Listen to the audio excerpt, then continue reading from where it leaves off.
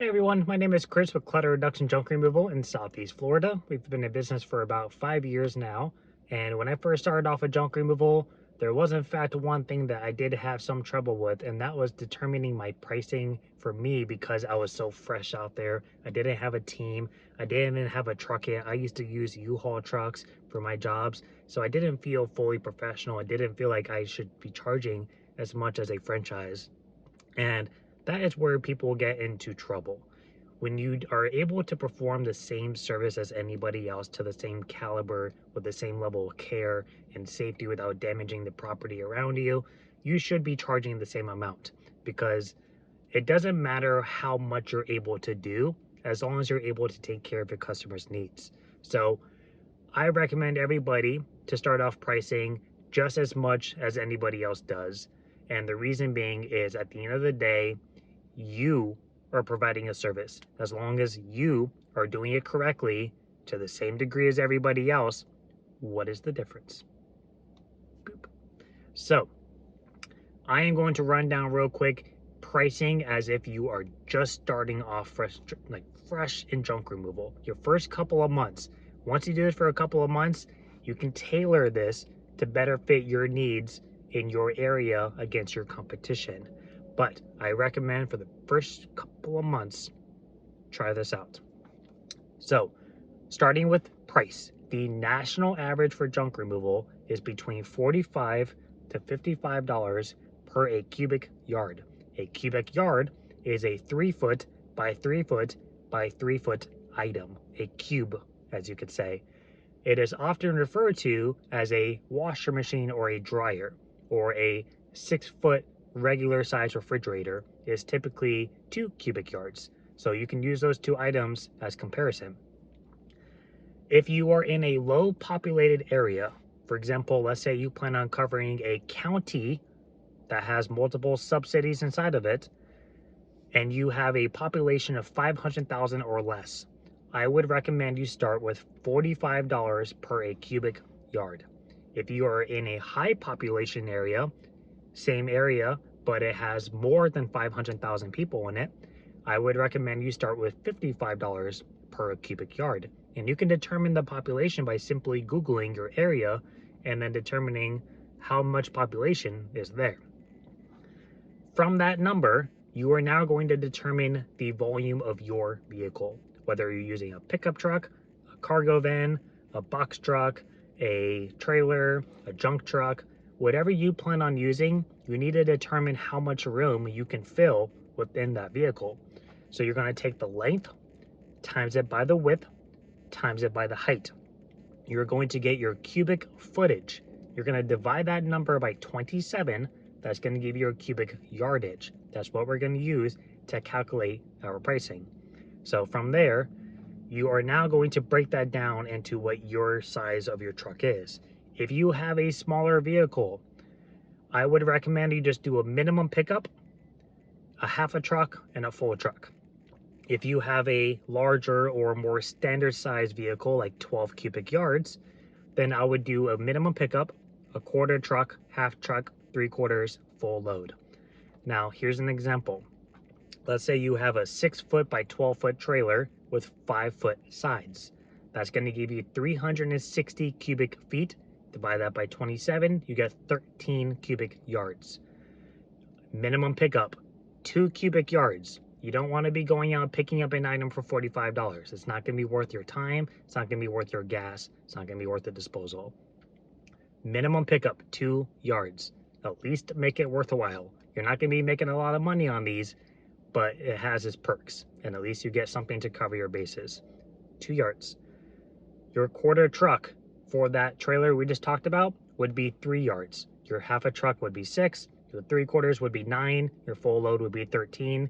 Make sure you charge for that extra yard. Don't leave it at 12.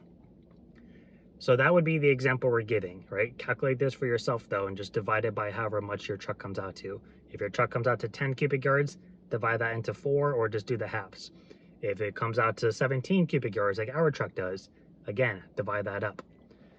Now, when you have those numbers, you are going to multiply them by that initial population number I recommended, 45 to 55. So for example, if you have the 13-yard trailer, a minimum pickup would be either $90 or $110, depending on your population. If you have a quarter of a truck, your small population would be 135, your high population would be 165. Your half a truck would be 270 low, 330 high. Your 3/4 of a truck would be 405 low, 495 high. Your full load would be 585 low, 715 high. And again, that's all determined based on your size vehicle. So make sure you do that math. It's a very easy equation. You just multiply the length by the height by the width, divided by 27, you get your yardage, multiply that by either a low or high population number. Now, there are a couple of things you may want to charge in addition to just the volume. Junk removal is not a time-based service like a moving company would be, but you should still be charging for your time within reason. The national average for franchises such as 1-800-GOT-JUNK, Call It Chunks, Junk King, Junk Luggers, they all give themselves about 2 hours to fill a full load. Now, their full loads are approximately 12 to 15 cubic yards. So if you have a much smaller truck, you don't need to give yourself 2 hours to do that. If you have a much bigger truck, you don't need to give yourself 2 hours to do that. You should give yourself a little bit more. Account for it based on your area around you. But just for general speaking, you have 2 hours to fill your truck. That is 30 minutes per a quarter increment. So a quarter of a truck should take you no more than 30 minutes. Half a truck, no more than an hour. If for any reason you think that this job is going to take longer than that, I would charge more money for your time. Now, what you want to charge per an hour per person is entirely up to you. I recommend doing 50 bucks because eventually you're going to have payroll taxes and workers' comp, and that 50 bucks isn't going to be 50 bucks anymore. It's going to be like 25, maybe, and then you have to pay your person. So I would just start off with 50 for now, and then you can adjust it based on your area. So time would kind of affect if you had a long walk. All right, junk removal is a grab and go service. Your ideal situation would be you're parking in the driveway of somebody's house and you just have to walk in the front door, grab something, walk back out, put it in your vehicle. If I'm at a storage unit like I am right now, giving a quote, and I have to walk down a really long hallway and then cut down another long hallway and then go all the way down to the back to get to my unit, that's going to take me significantly longer to do this job than it otherwise would be if I could pull right up to it. So I may want to charge a little extra for that time because I know it's going to take me longer to do the job.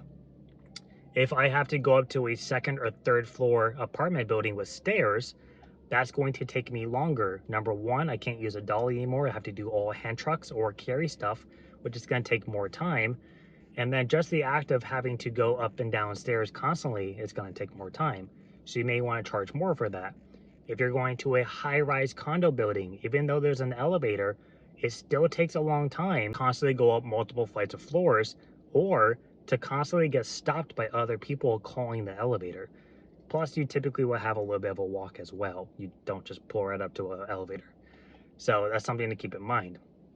And then another example would be bagging. If you were doing like a clean out, for example, and there's trash all over the floor, you have to pull all the stuff out of the kitchen cabinets, the bathroom cabinets, the closets, pick up all the stuff off the dresser. You either have to put it in a trash can or in a garbage bag. Either way, I would charge more money for that because it's going to delay your job. So those are the main things for time I would focus on. If you have to start off with something, like I said, 50 bucks an hour. Now, the next surcharge is construction debris. Construction debris is a more dense material that often weighs more per load than it otherwise would be if you're just grabbing household items. Often, in addition to that, dumps and transfer stations will charge more money for debris because there's more of a sorting fee on their side, and you often will get charged a little bit more for that. So in addition to it being heavier and you getting charged by weight, you may want to charge on a little bit extra to make up for that. So I would recommend charging an additional $10 to $15 per cubic yard in addition to your volume. And now this is up to you to call your local places and find out, hey, do you have an extra charge for construction debris? If so, how much? For example, at our dumps, they charge us $42 per a ton for trash. A ton is 2,000 pounds. Our average truckload is about a ton and a quarter, to give you an idea, of household items, by the way. For construction debris, they charge $85 a ton, so it's double. And we don't fill up our trucks to the top. We only fill it up about 2 feet in height. We call it bed loading. And that's because, again, that is a much more dense weight of a material. I can fill up my truck 2 feet in construction debris and then fill it up above my walls of household items, and they will weigh the same. Yet I get charged twice. So I charge extra for construction debris so I don't lose out on my profit despite providing the same service. Something to keep in mind. And then lastly is a bagging fee. This is entirely up to you. You could just charge time, or you could charge what we do, which is called a bagging fee. For every 10 bags that we fill with stuff, we charge a set fee. That set fee is a breakdown of an hourly cost plus a little bit extra to cover for the actual cost of the trash bags. We're talking about contractor bags. They're basically $1 a bag. So we like to charge a little extra for that. And if you're going to use trash cans because you have a dump trailer and you can just dump it in and reuse it, you can still charge more time for that. For every, let's say, 5 trash cans you're going to use, charge an extra hour or an extra half hour, something to make up for that extra time, because it will take you extra time. And that should be about it for extra charges for now. There's a lot of extra fees out there that you could charge, but for the first couple of months, I would keep it simple with those 3, especially the time and the construction debris, and then just charge your volume. And when you kind of get past that first couple of month mark, check out this next video and let that kind of help break down your more precise pricing based on your competition in your area.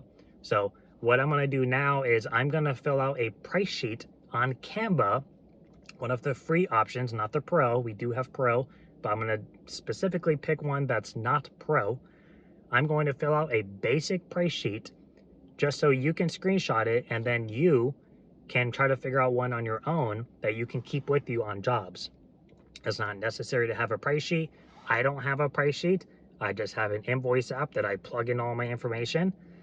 But if you're just starting off and you're kind of questioning stuff on jobs and it may come off as not so confident, what you can do is you can resort to that price sheet, and as you're talking to your customer, say, so I think your bedroom set is going to take up about half of a truck in my trailer, and as you can see, this is $310. So they can see that and say, okay, he's not just pulling numbers out of his ass, that's his actual price.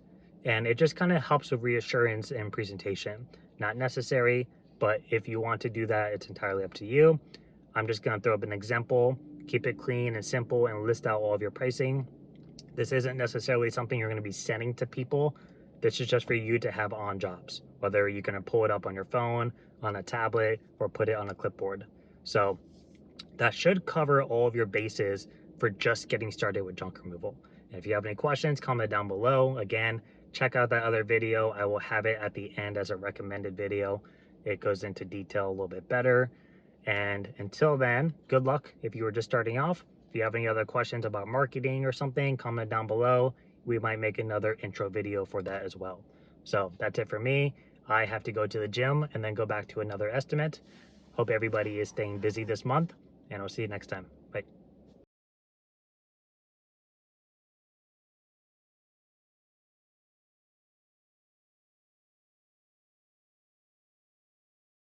Something I just want to mention really quick, because I've actually had a couple people reach out to me in the past for this, and I'm familiar with this vehicle. If you have a larger box truck, like maybe you used to do moving or something, or you got it for a great price and you thought it would be great for junk removal, the problem with a truck that is too big is you can follow all the same formulas I just gave you, but when you apply it to a much larger vehicle than average, you're going to get a much higher price than typical. So if someone calls you and says, hey Chris, what's your full load price for junk removal? And I say, oh, Well, our truck is actually 30 cubic yards and it's going to be $1,700 to fill it up. They're not going to hear the 30 yards. They're going to hear $1,700 and say, fuck that. Down the street, I can go to 1-800-GOT-JUNK for $700. So what I recommend you do is if your truck is larger than 24 cubic yards, I would divide that number in two and then price that out for junk removal. So do all the same steps we just followed, but make sure you tell people either at the end of the phone call or when you first see them in person, let them know that your big truck comes out to X amount of cubic yards, but it's technically 2 loads worth of junk removal. So College Hunks does something very similar if you're able to get a picture of their price sheet. I don't know if all branches do this, but I know in my area it does. At the bottom of their price sheet, there's a disclaimer that says you may get a junk truck, you may get a small move box truck. And if you do, that box truck is twice the size of your average junk truck. And you could use it as a selling point. You could let people know, you know, we use this big truck because maybe we do moving too, or we like to handle bigger jobs, or we like to be able to fit more jobs in a load before having to get rid of it because it makes sense for our time purposes.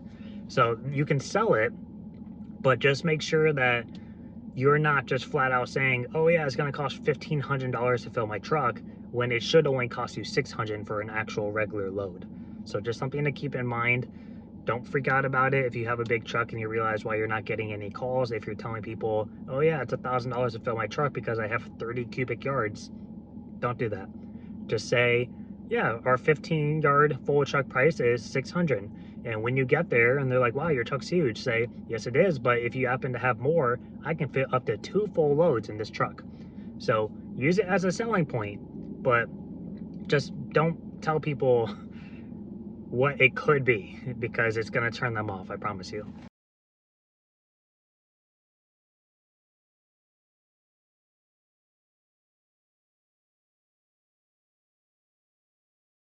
So keep that in mind.